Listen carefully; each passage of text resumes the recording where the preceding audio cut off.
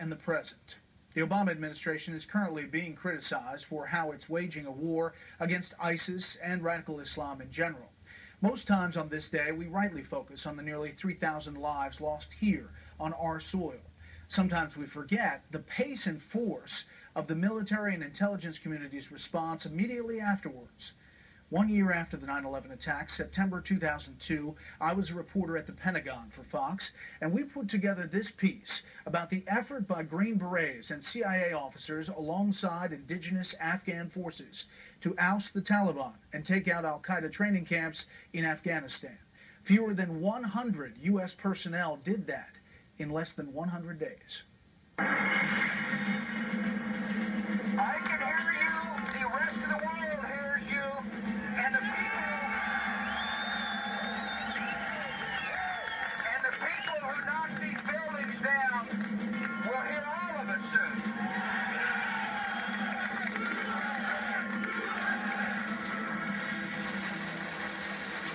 Days later, America struck back.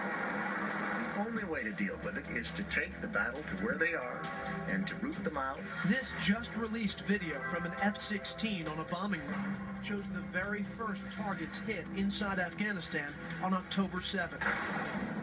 Loaded with bombs painted in memory of fallen firefighters and policemen, U.S. fighter pilots set out to destroy al-Qaeda training camps and Taliban air defenses. And after just 2 nights of precision airstrikes, we believe we are now able to carry out strikes more or less around the clock. On the ground and in secret, U.S. soldiers were already working with Afghan opposition groups from the very start of the U.S. campaign.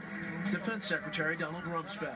It was quite obvious that this was going to be a bit more like an iceberg. There would be some small portion above the surface of the sea, and then the bulk of what was taking place would be down below and not visible.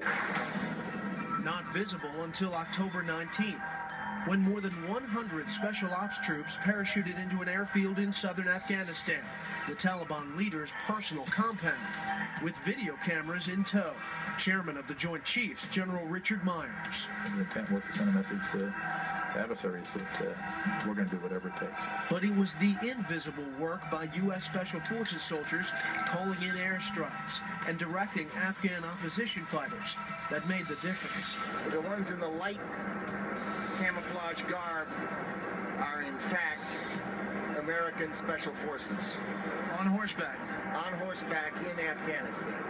To embed talented U.S. Special Forces people in with each of these various so-called warlords or local army and have them develop confidence in each other and then begin to connect our air power to what they were doing on the ground. That turned the tide. One by one, the Afghan cities started to fall to the U.S.-led opposition forces. The Taliban stronghold of Kandahar was the last to fall. Commanding General Tommy Franks. Taliban forces have been engaged as they have moved out of the city of Kandahar. From the air, escaping al-Qaeda and Taliban convoys were identified and destroyed. You see an individual walk between the 2 vehicles just before a guided munition destroys both vehicles. Hundreds of captured enemy fighters were taken to Afghan prisons around the country.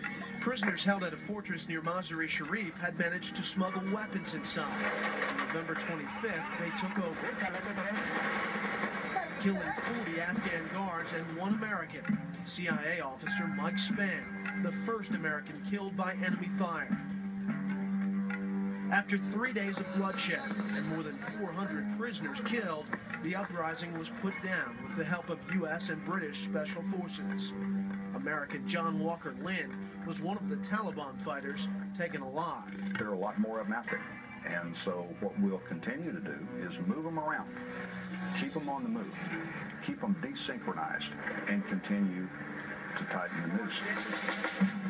In late November, the noose had tightened on a massive mountain range along the Afghan-Pakistan border. U.S. warplanes constantly bombed grouping al-Qaeda fighters in the Tora Bora region. By spring, the hunt took U.S. troops further south. Where's that fire coming from? An operation called Anaconda, designed to squeeze the gathering al-Qaeda fighters out of their mountain hideouts.